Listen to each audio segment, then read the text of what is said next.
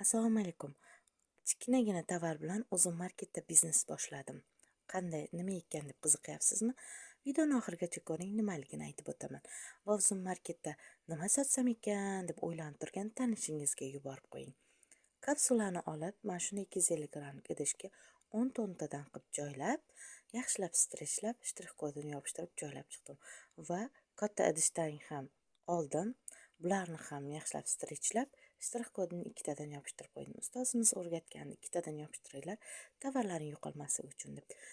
3 xil ko'rinishdagi kapsulalarni olib, xuddi shu ko'rinishda 3 xilni ham, 3 ta kapsulani ham shu tartibda idishlarga solib, joylab, 10 to'ntadan joylab chiqdim. Klient xohishiga qarab, xohlaganini tanlab olishi mumkin. Va albatta bularimiz ertaga ketishga tayyor bo'lib turibdi. Ikkinchi korobkamda esa korset bilan fitness diski bor.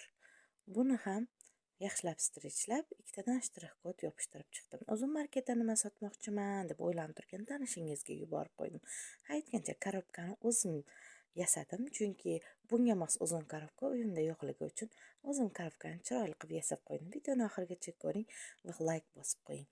Ertangi yana nima tovar tanlashimda sizlarga video obzor qilib qo'yaman.